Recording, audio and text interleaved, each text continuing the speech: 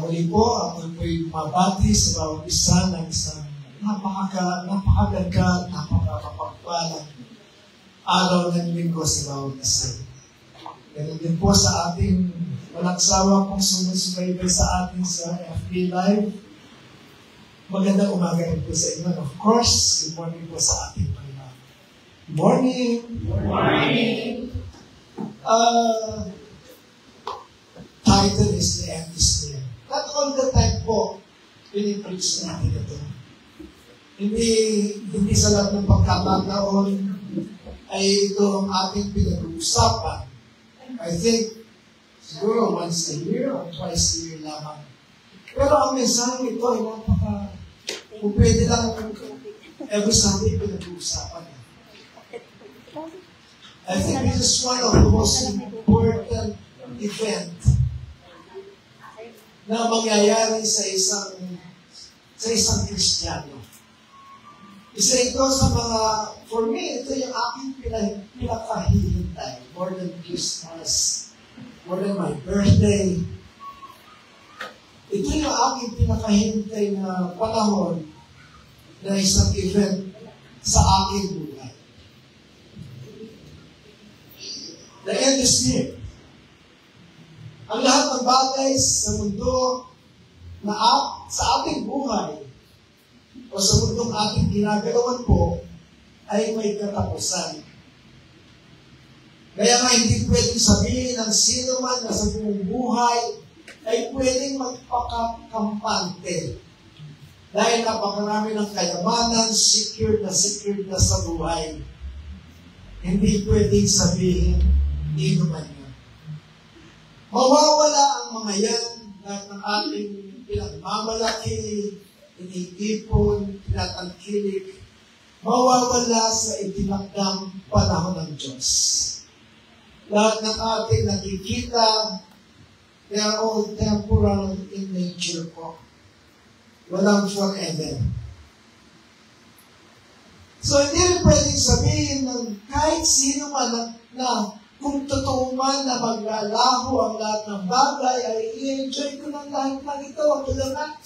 Laging kayamanan. Para kung maglaho man ako o dumating man ang ating Panginoon ay na-enjoy ko ng buhay. Ito ay salita ng mga magmang sa salita ng Diyos, marunong sa kalakaran ng mundo, subalit magmang sa kalooban ng Diyos sa kanilang buhay. The end is near. Sa iba, nakakatakot. Pero sa nakakaalam po ng salita ng Diyos, this is an exciting event na inaabang-abangan. Ano ba itong end na ito na pinag-usapan? The end, in other words, in the last days. And when the Bible says the last days, o Tagalog, ito ang mga huling araw. Hindi pinag-uusapan po dito ang end of the world. Gaya ng ating mga napapanood sa mga movies o mga telenovelas na magugunaw na ang mundo. Hindi po ito yon. The end times or the last days means it is about the second coming of our Lord Jesus Christ po. Kapag sinabing the end is near, malapit na siyang bumaba o bumalik muli sa ikalawang pagkakataon. Like what I said, sa ating buhay, sa itinakdang panahon ng Diyos, ang lahat ay maglalaho. Given na yun. Subalit, isa lamang po ang pwedeng manatili. At ito po ay nakasulat sa Isaiah in the Old Testament, Isaiah 14, verse 8. Ang sabi po, the grass withers and the flowers fade, but the word of our God endures forever. Sabi sa Tagalog, ang damo ay natutuyo, ang bulaklak ay nalalanta, ngunit ang salita ng Diyos ay mamamalagi magpakailanman. This is in the Old Testament, and in Matthew 24:35, in the New Testament, our Lord Jesus Christ said, heaven and earth will pass away, but my words will never pass away. Ang sabi sa Tagalog, ang langit at ang lupa ay lilipas daw, ngunit ang aking mga salita, sabi ng Panginoon, ay hindi lilipas. In these two verses, there is no contradiction whatsoever sa sinasabi ng luma at bagong tipan. Pareho sila ng tema, pareho ng kahulugan. Na ang bawat bagay ay lilipas, maliban lamang sa salita ng Diyos. Amen po ba? Amen. Amen. So, the Word of God will remain forever. Yun ang ibig sabihin dyan. Ang ibig lang sabihin kung ano ang nakasulat at naisulat. Ito ay mangyayari at walang pwedeng humarang dito. Walang pwedeng magkubli dito. Walang pwedeng magtago dito. Hindi pwedeng takasan ang salita ng Diyos. They will remain in us, with us, forever. Kaya nga napakahalaga po ng ating pinag-ukulang pansin in the last 15 years na nag-exist po ang Servants of Christ Ministry. At in the last 15 years, wala pong nasayang sa ating mga tinalakay ng mga mensahe. Kasi hindi po natin dito pinag-usapan ang mga walang kabuluhan sa buhay, tulad ng kung paano pagyaman ng iba pa. We never talk about this in 15 years. Hindi po natin pinag-usapan ng mga yun. Pawang mga tinalakay natin na yung salita ng Diyos na magdadala sa atin sa isang pag-asa. Sa isang dakilang, napakadakilang pag-asa na naisulat po sa Titus 2:13. Ang sabing, while we wait for the blessed hope, the appearing of the glory of our great God and Savior, Jesus Christ. Sabi sa Tagalog, sabi ni Pablo, habang hinihintay daw natin ang mapalad na pag-asa, ito pong blessed hope na sinasabi, at ang pagpapakita ng kalwalhatian ng ating dakilang Diyos at pagkapagligtas na si Jesu Cristo. This is what Christian life is all about. This is our blessed hope. Dakilang pag-asa. Mapagpalang pag-asa. So what is this blessed hope na sinasabi po dito? Blessed hope is the appearing of the glory of our great God and Savior, Jesus Christ. Ano ba yun? Ano ba yung sinasabi dito yun? It is His second coming po. Ang kanyang pangalawang pagbabalik dito. O kanyang pangalawang pagbaba sa lupa. And that is for sure po. He is coming again. Actually, He will come very, very soon. He will come unlike when His first coming, when He was born, He came as a Savior. He came as a Lord. At yung kanyang kapanganatan, hindi yun ganoon na-highlight po. Hindi yun na-introduce, hindi yun na-ipahayag. Na-ipahayag na lamang. Of course, na-ipahayag ng Old Testament sa mga propesiya. Pero hindi katulad po ng kanyang muling pagkabalik. Mas klaro at mas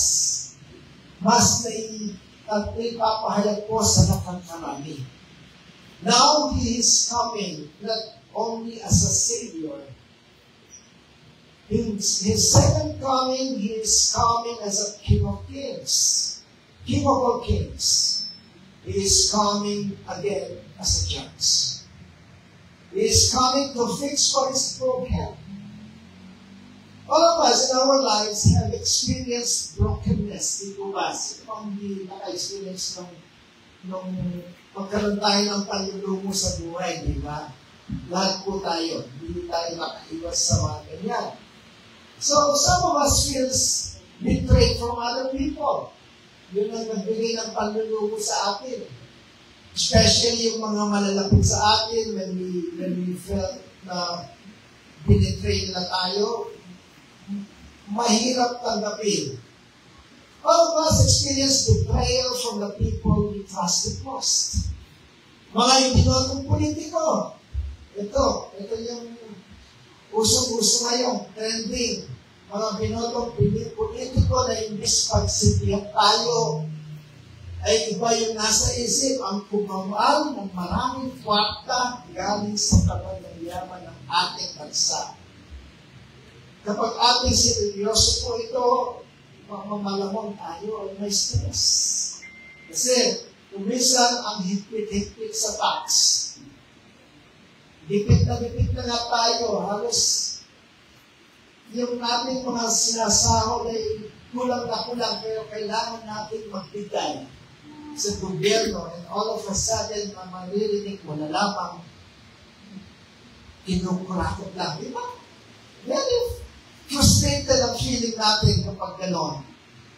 In this world we live in, so to say po, we're treated so badly. So unfairly. Naniniwala kayo doon? We are treated so badly. Unfairly po. We are never treated fairly in this world. Nakakapaglumo, nakaka-stress, nakaka-depress. But don't feel so sad po. Ang sabi ko nga, ang lahat ng bagay ay lilipas. Lahat ng mga yan, kurakot, nagbigay sa atin lahat. Nagbigay ng malas sa buhay natin, lahat ay lilipas. Maliban na lamang sa salita ng Diyos. And our Lord said in Revelation 21 verse 5, He said, in His second coming, He will make all things new. Sabi niya, I will make all things new. Ang lahat ay gagawin kong bago. This is our blessed hope.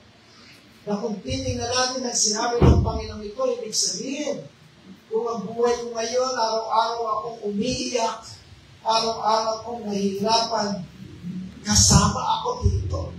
Sabihin mo, kasama ako dyan. Yes, kasama tayo dyan sa babaguhin ng Panginoon. Ang lahat ay gagawin niyang bago. The world is broken by sin, by death, and sufferings and injustice. Their days are numbered. Yun ang magandang balita. The good news are their days are numbered. And they better choose. Habang may panahon pa, habang hindi pa dumarating ang Panginoon, kailangan silang magbago. He will make all things new. Naranasan mo na ba ang pagbaligtad ng pangyayari sa buhay? Ang mababa ay itinaas, ang nagmamataas ay ipinaba. Yun ang sinasabi dito. So, hindi tayo nawawala ng pag-asa po. Darating araw, God will make all things new. That is how He will make all things new. Dahil sa kanyang muling pagbabalik, ang mararanasan ng mga hindi naniniwala at hindi sumusunod sa Panginoon, mga taong na inoffer na yung kaligtasan sa kanila, inayawan pa sa pamagitan ni Kristo, ay daranas po ng matinding kapighatian. This is what we call the Great Tribulation. God is good po, but He is a just God. Mabuti siyang Diyos, mabait, so kind, so gentle, pero hindi po niya pwedeng labagin yung pagiging isang just come. Naniniwala ko ba tayo doon? Na in these great tribulations na nakaabang sa kanyang muling pagbabalik, kung ngayon man ay nakikita natin na sila ay namamayagpag, hindi alintana ang mga taong nagmamakaawa, mga taong nakakababa sa kanila, sa muling pagbabalik ng Panginoon, He is going to correct injustices. In other words, igaganti niya tayo. Igaganti niya ang kanyang mga anak na mga inalipusta, mga inalipin, mga ibinaba. Igaganti niya. Kaya nga, He said in His words, huwag ka nang mag-isip ng paghihiganti sa mga gumawa sa iyong kalapastangan. In His second coming, He will do what He promised in Romans 12:19 sa Tagalog. Ang sabi niya, mga minamahal, huwag ninyong ipaghigantihan yung sarili. Kundi ipaubaya yun sa galit ng Diyos. Sapagkat nasusulat, akin ang paghiganti. Ako ang gaganti para sa iyo. Iyon ang sabi ng Panginoon. Do not take revenge, my friends, but leave room for God's wrath. For it is written, it is mine to avenge, I will repay. Naliwanag ko ba sa atin yun? Pabayaan natin sila. May araw din sila. Diba, of course, we would like to pray for them. Na sila man po ay makaiwas dito sa great tribulation na tinatawag. Of course, when we receive our Lord Jesus Christ as our Lord and Savior, ginamot na niya yung puso natin eh. Na-overcome na natin yan eh. Nakapagpatawad na nga tayo eh. Kaya nga ba yung paghiganti, wala na sa buong bilalim natin. Instead of praying na mapasama sila sa great tribulation na ito, pray for them na tulad natin po ay makilala din nila. Kita din nila yung katotohanan na magliligtas sa kanila. Amen po ba? In Matthew 24:21, ang sabi po ng ating Panginoon. Here, if you want to read the whole chapter 24 of Matthew, dito po nakasaad sa galing sa bibig mismo ng ating Panginoon Jesus ang mangyayari po sa kanyang muling pagbabalik. Ang sabi po niya sa verse 21, sapagkat sa panahong iyon ay magkakaroon ng matinding paghihirap na hindi pa nangyayari buot sa pasimula ng sanlibutan hanggang ngayon at hindi na mangyayari magpakailanman. Ibig sabihin, yung tribulation na kanya sinasabi sa Bible, kahit anong hirap natin sa buhay, hindi mo may i-compare doon sa parating na tribulation ko. Kaya nga, huwag natin itong pagtawanan o i-dead pa lang yung tayo ini-invite ng Panginoon kasi dito po, winarning na tayo ng Panginoong Jesus na hindi ito natin magugustuhan na tayo ay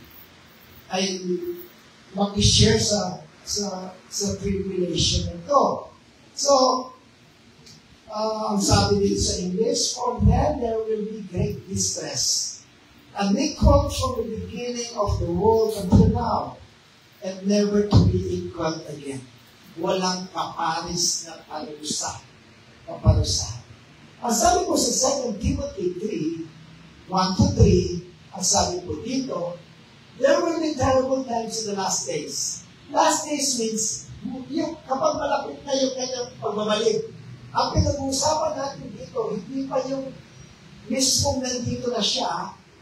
Ibig sabihin, ito yung isa sa mga signs na malapit na siya dumating kasi yung last days, ito yung huling mga araw bago bumalik ang Panginoon. Maliwanag mo ba? So when we are talking about last days, wala pa yung Panginoon. At ito daw ang mangyayari during the last days, these last days. Ang sabi po, People will be lovers of themselves, lovers of money, boastful, proud, abusive, disobedient to their parents, ungrateful, unholy, without love, unforgiving, slanderous, without self-control, brutal, not lovers of the good.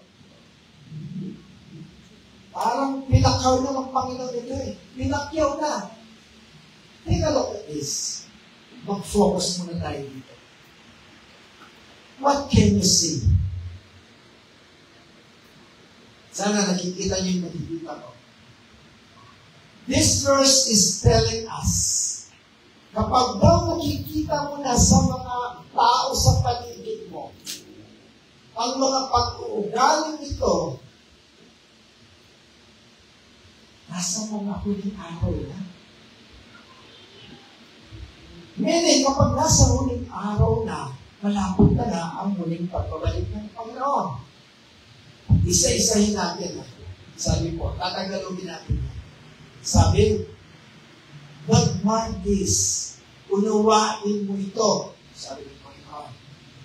There will be terrible times in the last days.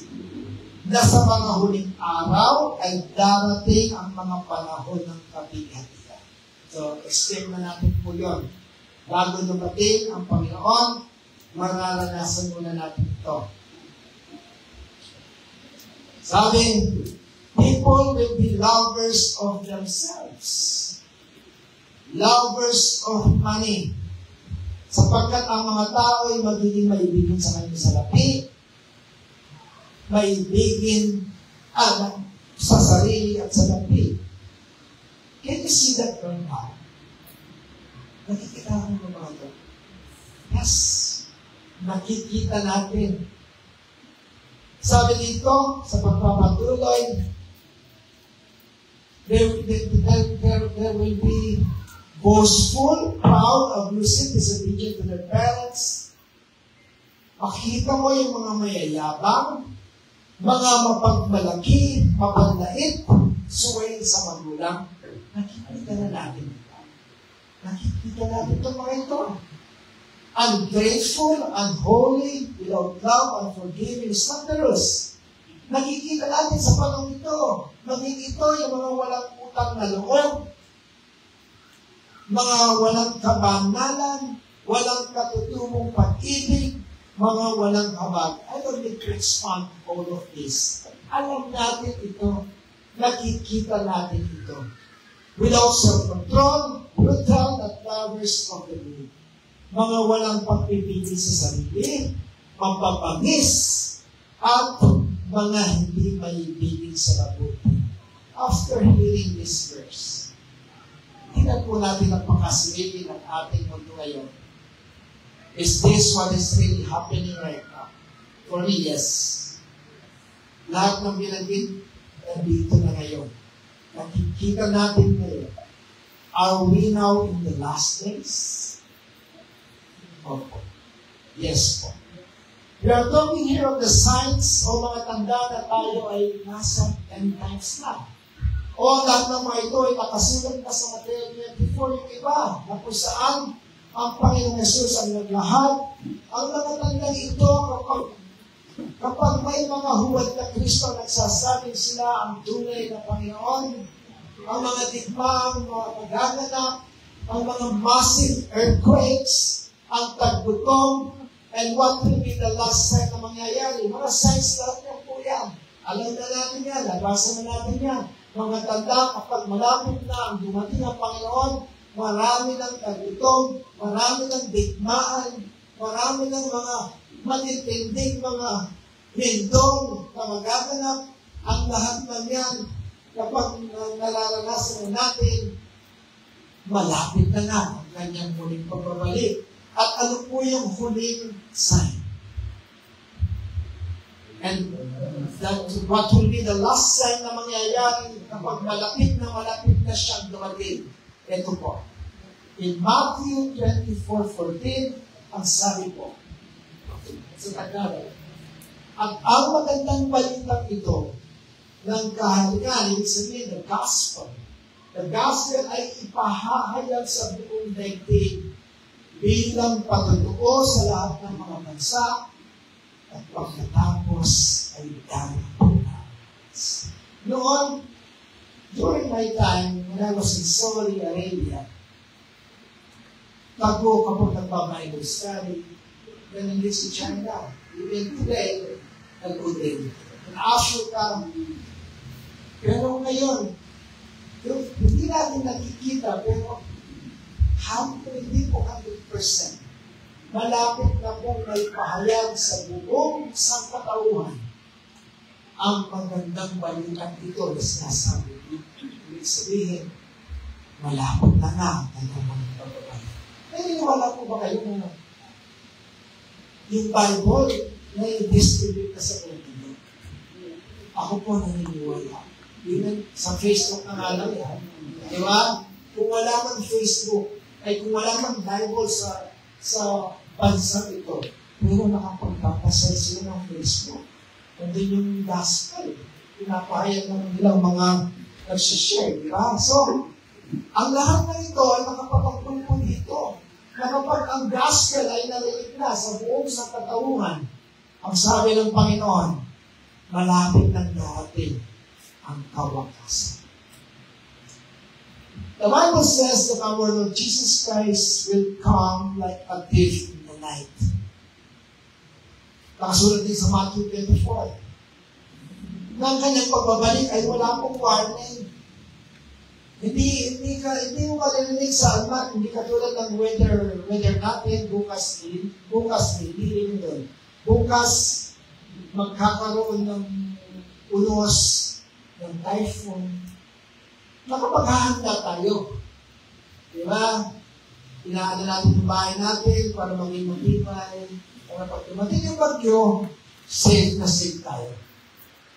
Pero unlike in the coming of Christ, walang warning. Sabi nga niya, darating ako parang pagnanakaw. Pagnanakaw ba mag-text sa'yo?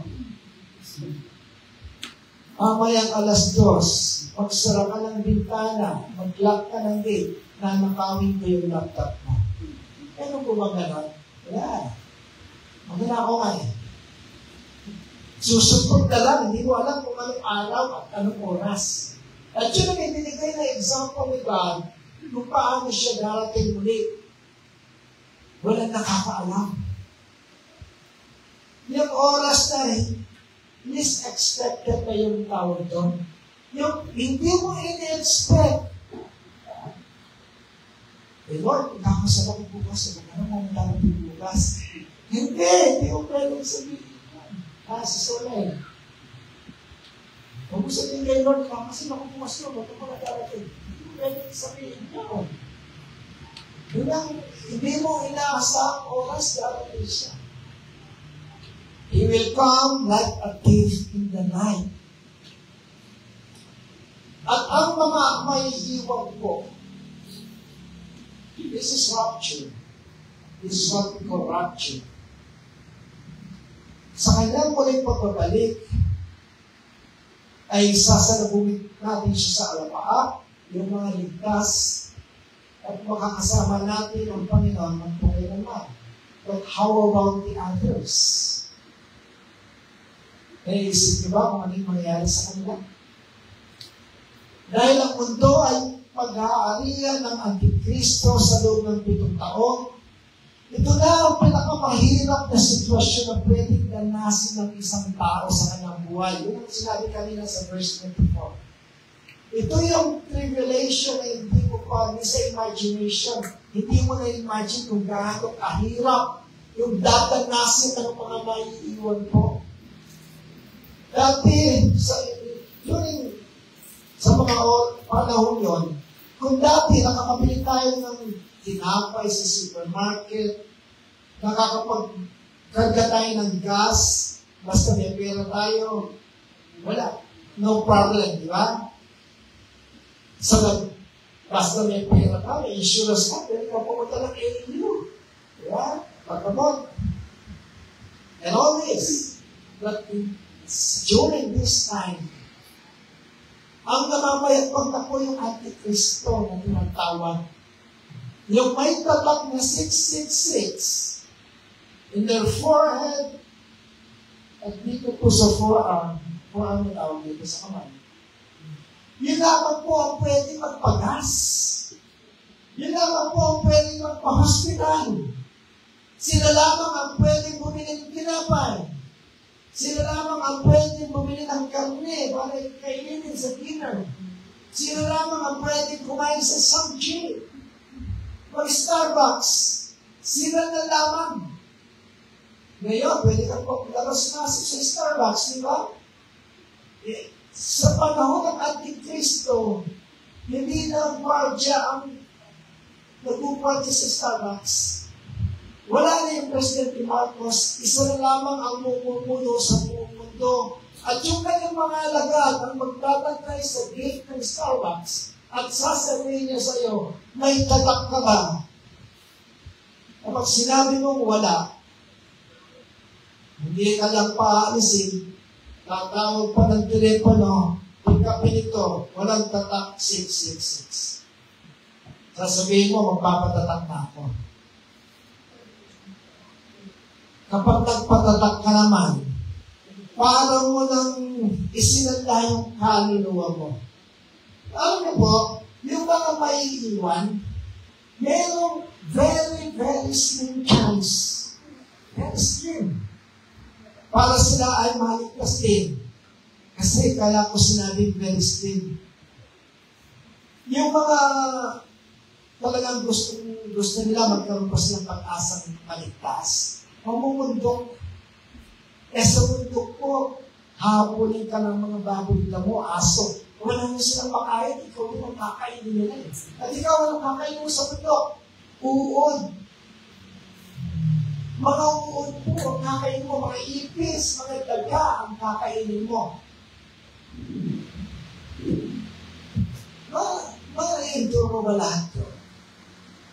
At kapag nagkasakit ka ng grabe, paano magpupunta ng hospital, wala akong tatak 666. Nay, malumang pa nga, nasa bundok tayo, halika, magpatatak na tayo, huwag ka lang mamatay. Kasi, very slim ang chance. Kasi, marami kang mararanasan na magpupush sa'yo para magpatatak talaga. So siguro, kung titignan natin yung mga maiiwan, I don't think marami na yung 2% kung meron man maliligtas po. The question is, hihintayin pa ba natin yun?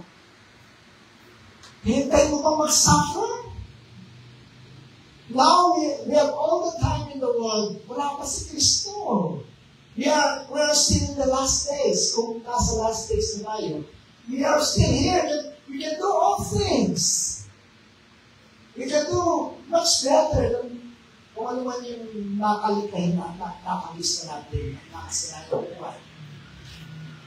Katulad ng kapanganakan ng Panginoon ay nahulaan po sa maraming sipin ng Bible, in the Old Testament, in the book of Daniel, Isaiah, to name a few. Yung kanyang second coming po, prophesy na po yan. It was mentioned in the many books in the Old Testament. While in the New Testament po, out of the 27 books in the New Testament, nabanggit po itong kanyang pagbabalik, 24 books out of 27 books in the New Testament. And Jesus Christ mentioned it 300 times lang naman. Anong ibig sabihin nun? This is how important this event is. Ayaw ng Panginoon na basta-basta lang niya ipahayag ng isa lang. 300 times siya ipahayag. Alam niyo kung bakit? Mahal na niya. Mahal niya ako. Inuulit-ulit niya. Inuulit-ulit niya. Mag-ready ka. Mahirap yung dadalasin mo, mahal kita. I love you so much. I want you to be with me in paradise, in Diyan, na ang kay Kristo ang magiging boss mo. ayokong mangyari sa inyo. Yun ang sinasabi ng Panginoon sa atin ngayong bagay ito. Marami tayong mababasa sa Biblia o sa salita ng Diyos patungkol sa muling pagbabalik ng Panginoon. And this is the greatest event, ang sabi ko kanina, na mangyayari sa mundong ating ginagalawan. Pinakahihintay na pangyayari ng mga taong tumanggap, totoong tumanggap sa ating Panginoon bilang Lord and Savior. Actually, may tatlong magkakaibang pananaw po sa mga Kristiyano para lang ma-inform po tayo. Isisigit ko lang ito. Sa muling pagbabalik po ng Panginoong Jesus, maraming nag-aaway-aaway kung sino ang totoo. Hindi kami totoo. Hindi kami totoo. Hindi totoo sa inyo. Hindi totoo pa iniwala niyo. Ang una po dito ay ang pre-tribulation na tinatawag. Ang pre-tribulation po, dito tayo ay naniniwala kung saan bago ang 7-year Great Tribulation, hindi po nilang Panginoon ang kanyang mga anak. At hindi na nila mararanasan ang kapighati ang magaganap sa mundo. Actually, this is what we believe in sa First Ministry. Is pre-tribulation. Naniniwala tayo dito sa ating grupo na hindi na natin mararanasan ang Great Tribulation. Naniniwala po ba kayo na hindi natin mararanasan? Dalawa lang ang niniwala. Naniniwala po ba kayo, hindi nyo na mararanasan yung Antikristo sa mundo? Amen po ba? Amen. Amen. Hindi na. At naniniwala po ako dito. Sabi nga po sa 1 Thessalonians 4:17, sapagkat ang Panginoon mismo ang bababa mula sa langit. Ito na po yung kanyang muling pagbabalik. Na may sigaw, may tinig ng arkanghel, may mga introduction na. At may trumpeta ng Diyos, may pakaka na maririnig sa buong mundo. At ang mga namatay kay Kristo ay babangon mula. Bago tayo, yung mga ating mga mahal sa buhay po na namatay, na na-born again din, mauuna silang sasalubong kay Kristo. Ang sabi sa susunod na verse, ito na tayo. Ang sabi po sa susunod na verse, in verse 17, pagkatapos tayong nabubuhay na natitira, ayaw mo yun. Kapag dumating si Kristo, maya-maya lang, tayo ito ay aagawin kasama nila sa ulap. Tayo po ay, kung meron mga nakakapadon ng mga left behind dyan, mga rapture na movies, totoo po yun. Habang ang asawa ay nagluluto ng dinner, tawag ng tawag sa mga bata, kain na tayo, punta na kayo dito. Walang mga bata pumupunta sa dining room, at nung tingnan ng nanay, mga damit na lang ang nakita niyo. Sabihin, hindi kasi yung nanay. Ito po yun. Upang salubungin ang Panginoon sa papawirin. At sa gayon, ito yung sinasabi ko kanina, ay makakapiling natin ang Panginoon ng Panginoon. Kung nasali tayo sa tribulation, sasabihin pa ba dito yung kung sa gayon, makakapiling natin ang Panginoon magpakailanman? Sabi dito, tayo ay sasalubungin natin ang Panginoon sa alapaap at sa gayon makakapiling na natin siya magpakailanman. Ang sabi po, ang sabi po dito, after that, sa English, we who are still alive and are left will be caught up together with them in the clouds to meet the Lord in the air, and so we will be with the Lord forever. Maniwala po ba? Gusto ba natin itong pre-tribulation? Of course, gusto natin. Hindi lang gusto natin, gusto ng Panginoon. Kasi mahal na.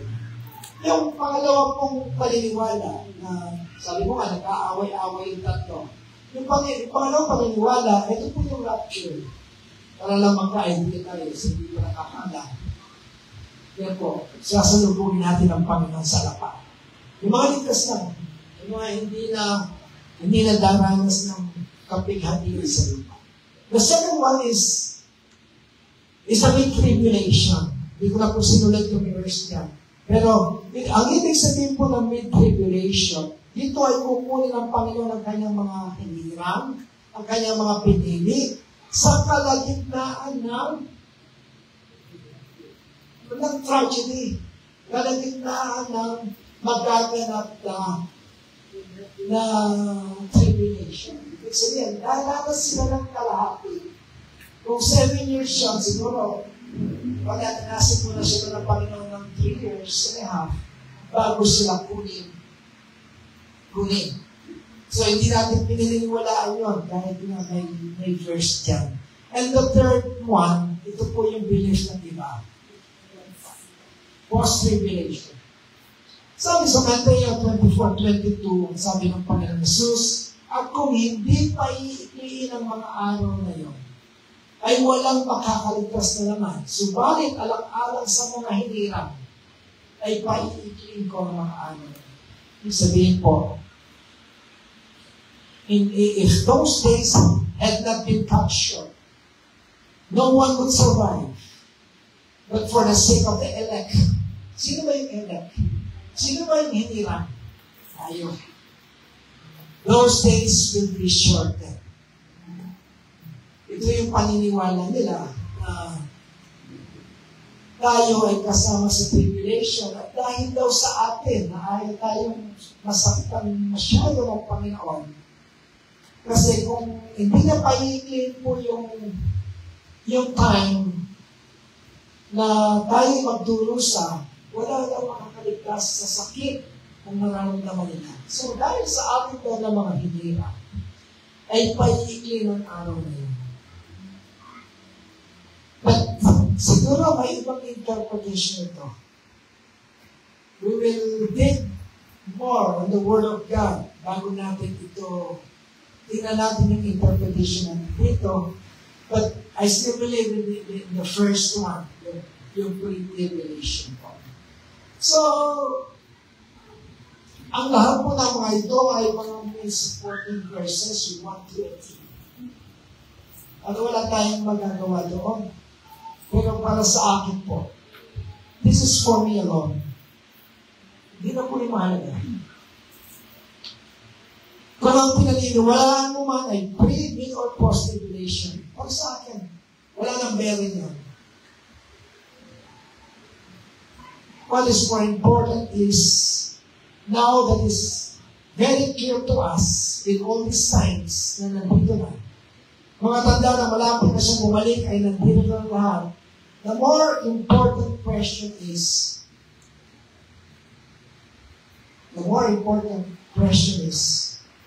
do you believe that our Lord Jesus Christ is coming soon? Yes. Ito na lang mahalaga sa akin. Kasi nag-aaway-aaway tayo dyan. Ako yung tama. Hindi. Magdadanas kami. Hindi kami magdadanas. Hindi sa kalagitnaan dadanas namin. So what?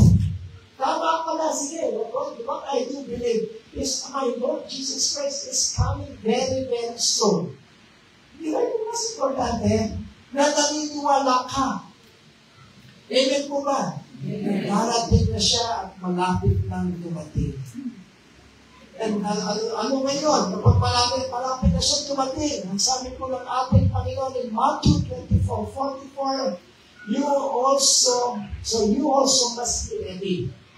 Kapag naniwala ka malapit na siya dumating muli, kailangan mag-ready ka. Kailangan handa ka. Like the Boy Scouts. Handa sila, laging handa.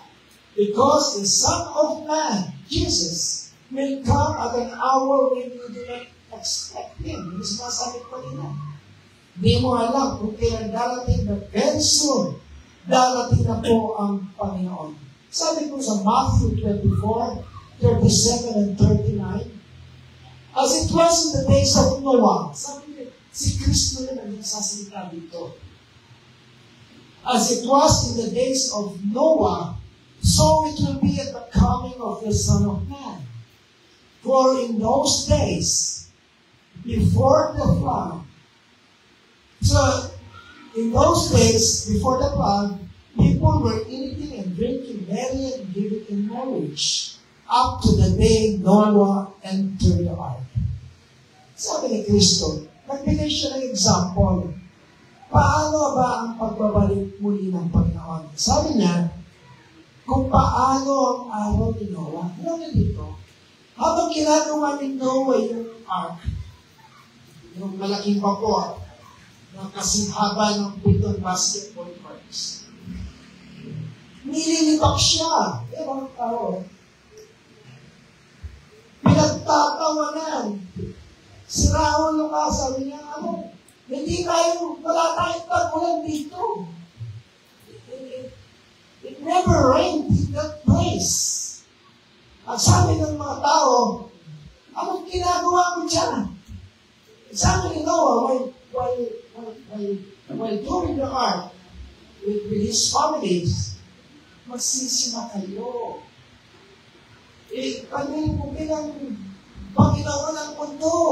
Kung hindi kayo magsisi at magbalik sa Diyos, malulunod kayong lahat. And those people here, dead pa. Hindi mangyayari yan. Hindi mangyayari yung tagulan na yan. Lulupugin ng Diyos ang mundo. God loves the world. God loves me. Hindi na kaya ng Panginoon yan. Same is true ngayon po. Sounds familiar. When we preach the gospel, ano nangyayari? Bro, pwede kong pumunta dyan.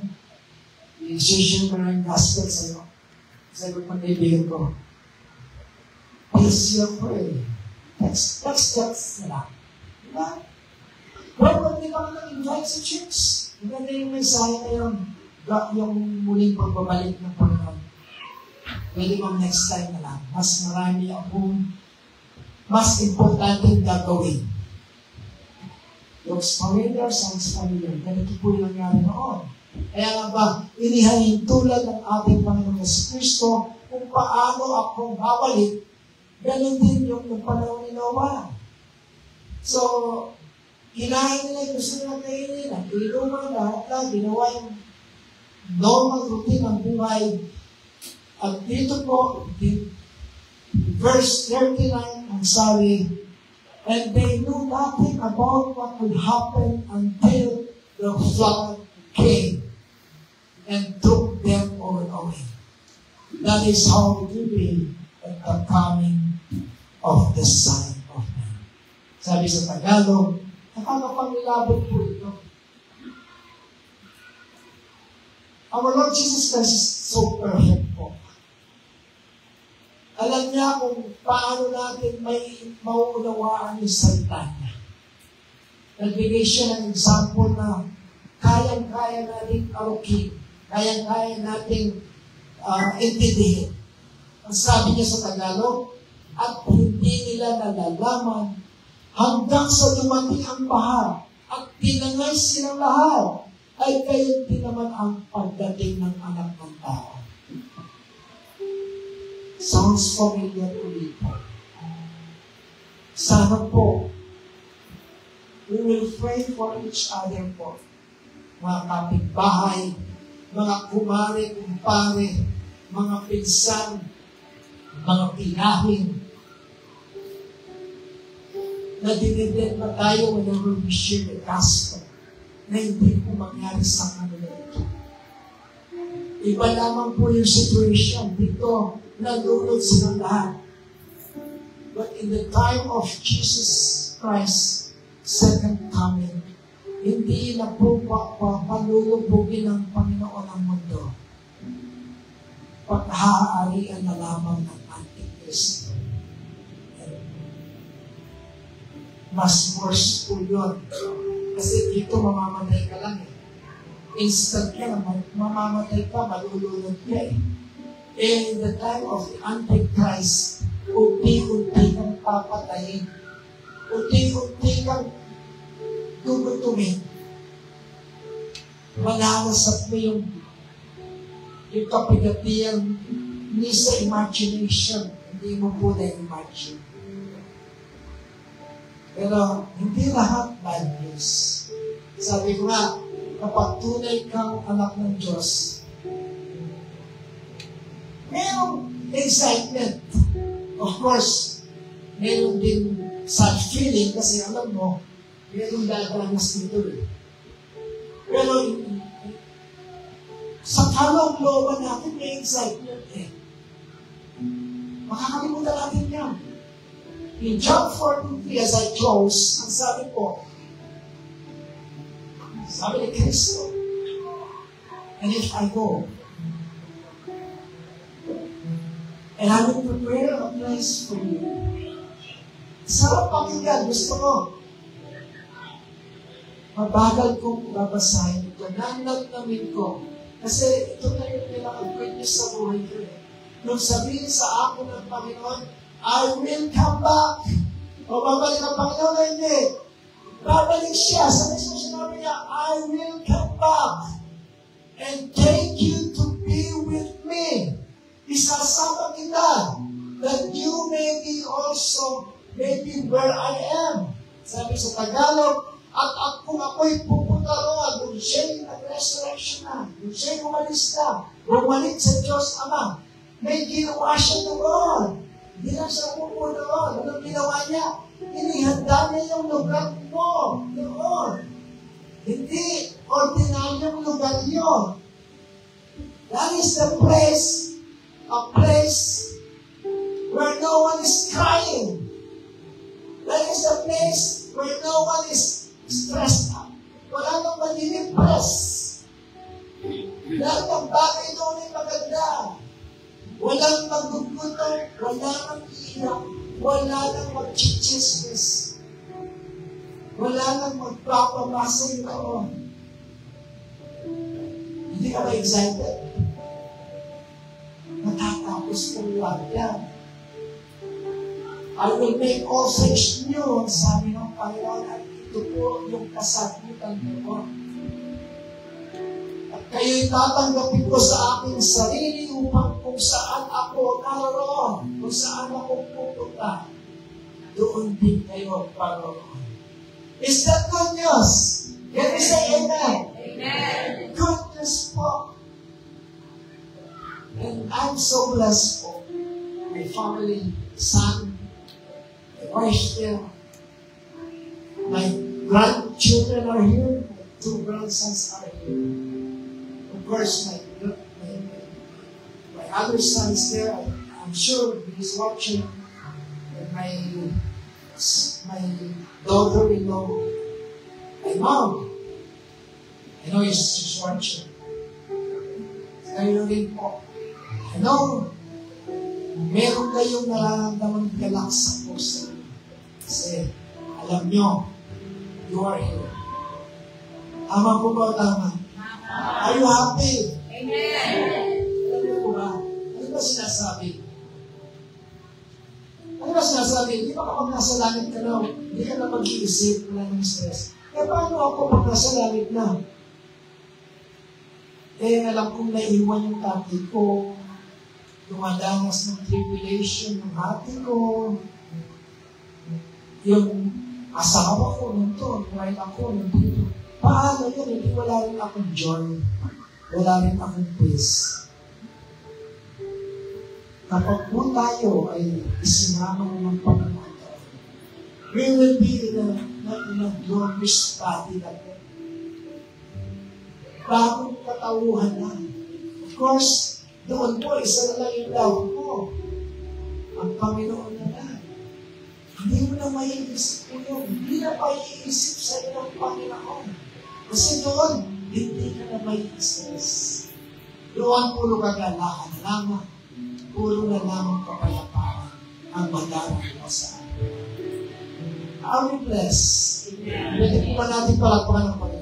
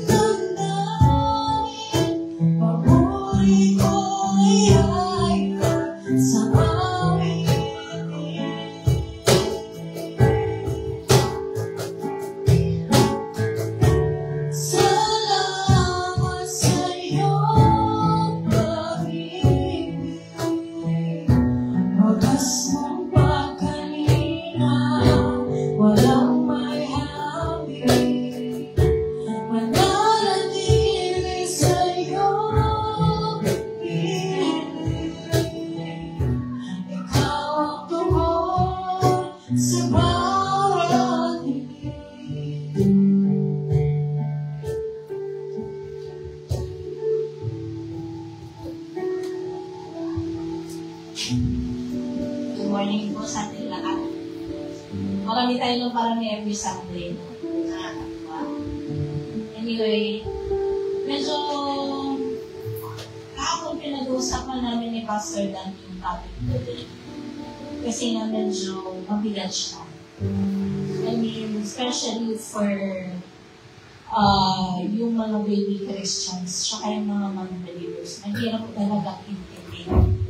Lalo na po sa ngayon, pag binuksan niyo yung social media, napakadami nating nakikita. Yung magkabi ng war, yung mga plagues, di ba? May mga naibabalita na lately na mga bala na lumilipad all over some countries. Yung mga water that turns to red, meron na din mga ganon, di ba? Yung malalaking bansa, nag-aaway-aaway na. Cryptocurrency is taking over. May mga bansa nang naguguto. May mga bansa na pinapersecute nila ang mga Christians.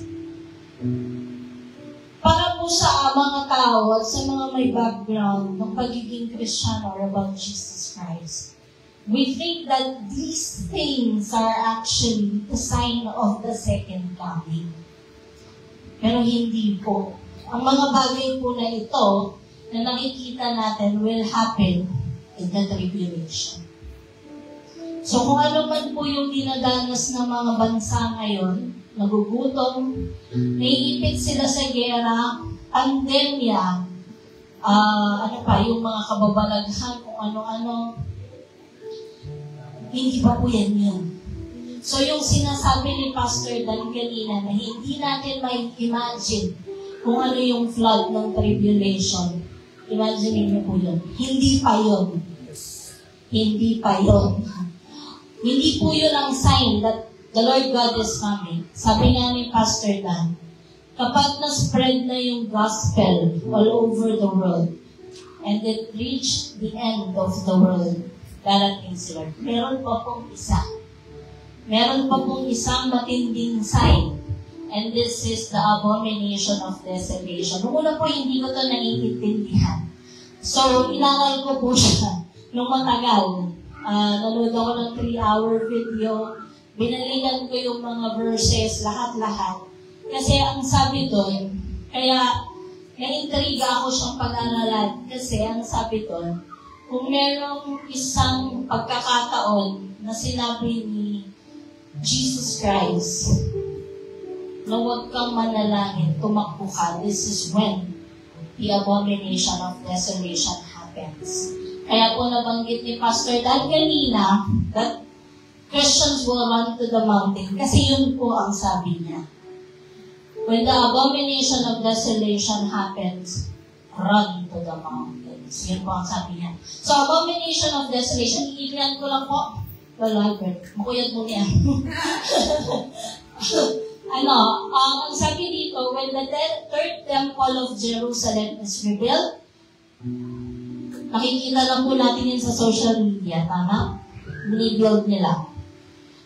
The Antichrist will take over at sasabihin niya at i-claim niya na siya si God. I-deceive niya ang mga tao.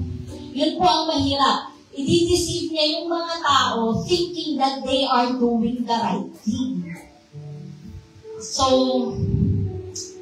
yung pagkakaroon ng mark of the beast at pag-follow ng Antichrist, para sa mga maiiwan, ang mahirap hindi po natin alam na ginagawa natin yan.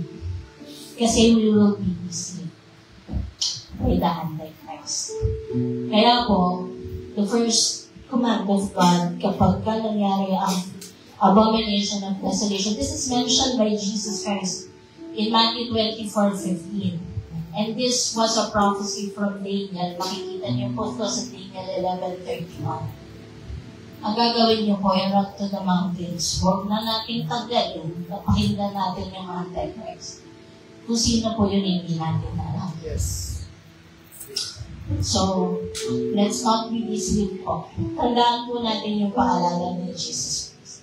para po sa atin na may chance, i-indulge na po natin yung sarili natin sa Word ni God. If this is the first time po na naka-hear kayo ng ganitong preaching about rapture and the end is here, the second coming, very lucky po kayo kasi it was already brought up. Nasa sa inyo na lang po if you will continue.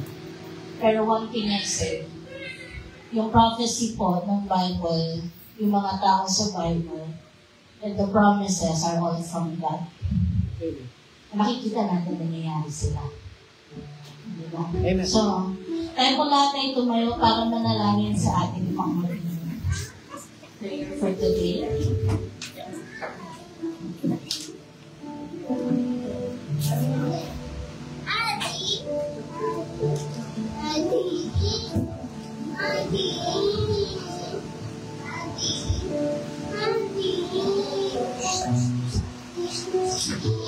Pinupuri ka namin, Panginoon, at tinatakila, Lord God, sa mga oras na ito, Panginoon. The message po na narinig namin for today is unexpected na maririnig namin ngayon sa church of God. Pero we all know, Panginoon, that the reason why we are here, Panginoon, whether it is the members of this church, Panginoon, or other people outside this church na naniniwala sa inyo, Panginoon, we all know that there will be a second coming, Panginoon, and you will be preparing a new world, a new earth for every one of us, Panginoon. Lord, alam po natin na hindi po madali, Panginoon, na i-survive po namin, Panginoon, ang mapaglinlang na mundo, Panginoon. Lahat po ng convenience o bagay binibigay po ng mundo, Panginoon.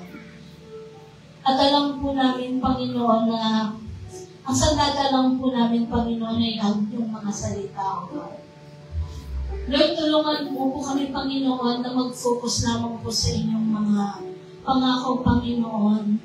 And the warning, the prophecies na ibinibigay niyo po sa amin, Panginoon. Instead of mapuno po ng takot ang puso ng bawat isa, thinking lagi, Panginoon, makakasama ba ako? Kasama ba ako sa pinili niya? Lord, because po na ganun po yung maramdaman ng bawat isa sa aming mga puso. Panginoon, punuin mo po kami ng inyong pangako, Panginoon, na kasama kami, Panginoon, sa mga sasalubong sa iyo sa alakawapuan. Na sa tuwing nakikita po namin yung mga videos, at kung ano-ano pa, na yung mga tao ay biglang nawawala dahil sa rapture, O God. Lord, iparamdam niyo po sa amin na isa kami dun sa mga tao niyo, Panginoon, at hindi po yung mga naiiwan, Panginoon. Lord, gamitin niyo po ang bawat isa sa amin. We are all soldiers of your word, Panginoon. We are soldiers of your army, Panginoon. Kami po inyong mga kangal na magpapakalat ng inyong mga salita, Panginoon. Alam po namin, Panginoon, that each and every one of us, Panginoon, ay gagamitin mo, Panginoon, para sa inyong isang pinakamalaking plano, Panginoon. And this is to convert a lot of people to be saved, Panginoon. Alam ko, Panginoon, hindi mo gusto na mahirapan ng mga tao, Panginoon. Hindi niyo po gusto na malinlang ang bawat isa sa amin, Panginoon. Gusto mo, Panginoon, kami makasama. At alam po namin na yan ang dahilan, Panginoon, kung bakit inibigyan niyo po kami ng warning signs, O God. Kung bakit mas maraming mga tao ang nagiging Kristiyano at nagpapakalat ng inyong salita, O God. Lord, gabayan niyo po kami, Panginoon. Naway patuloy po kami maging ilaw at asin ng mundo ito, Panginoon, para makita po ng mga tao yung pangako sa mga mahal. And Lord, we pray for aming mga mahal sa buhay, Panginoon, na hindi pa po nakakaintindi o nakakarinig ng salita. Gamitin mo pa kami ang Panginoon. Pero padalhin niyo po yung tamang tao na kami nang makikinig. Lord, sa amin pong paghiwalay sa araw na po, kami po inyong ingatan. At tulungan niyo po kami na sa pang-araw-araw ng aming mga buhay ay magkatunan po namin na bigyan kayo ng mas maraming oras. Panginoon, ang lahat po ng ito ay aming dinadananin sa matalis na pangalan ng Jesus.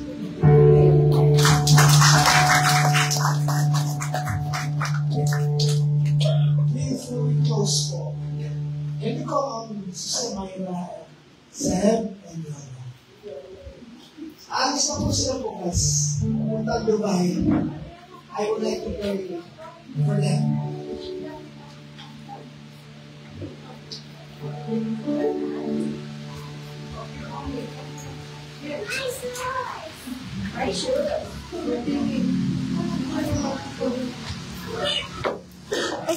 Wag! So what's the question is a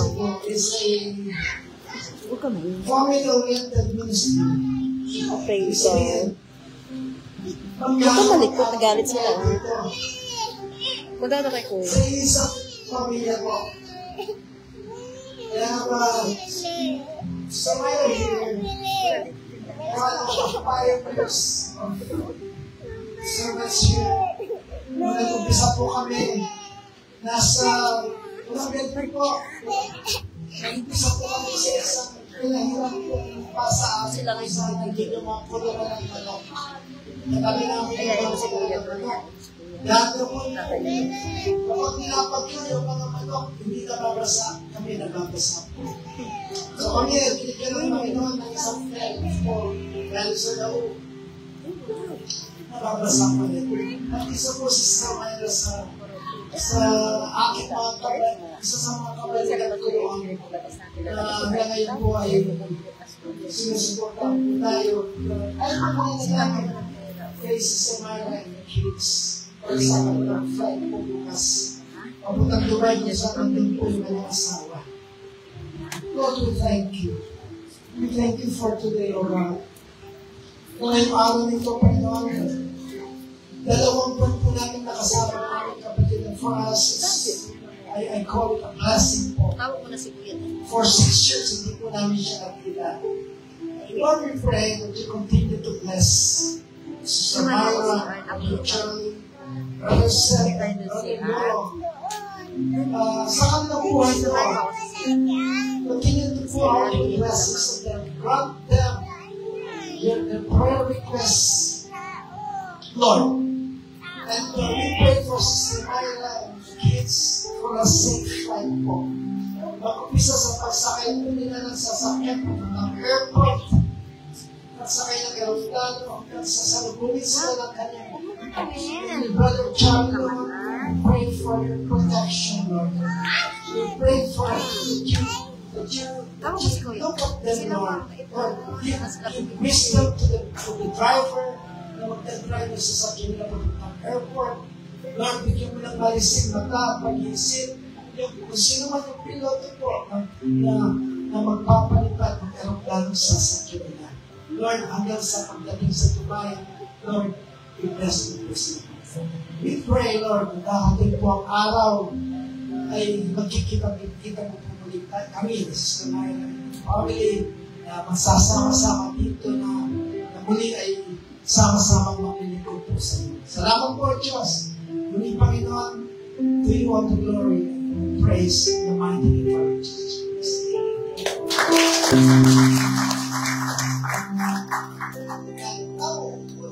Isa ko pang palilang pa. Maybe call on Brother Joel and Kimberly and birthday po niya last Friday. Si Brother Joel. I want to pray for you. Pray for you.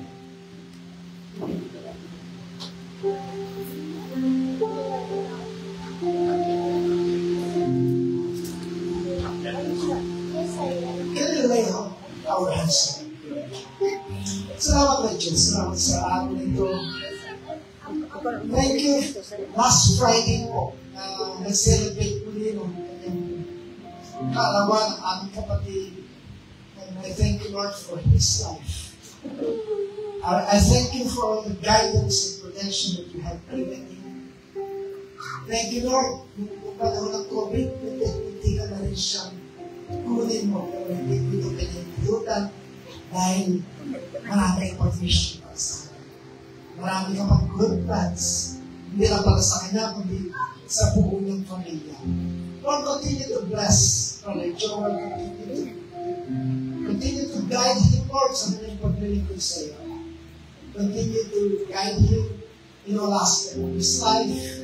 Lord, hayaan mo na malaripas sa kanya yung pagdagdag alalahanin kung paano mo siya tinawag, kung paano mo siyang minahal, inaabagyan sa kanyang buhay. Salamat sa buhay niya. Salamat sa kanyang mga anak dito. Lord, bless mo ang kanyang buong pamilya. Salamat po, Panginoon, give him good health every day. Lord, bigyan mo pa po siya ng marami pang masasayang birthday na kasama ang kanyang mga mahal sa buhay. Salamat po, muli. Ikaw ang aming pinupuli, pinasasalamatan sa pangalan ng Jesus. Amen. Bless you.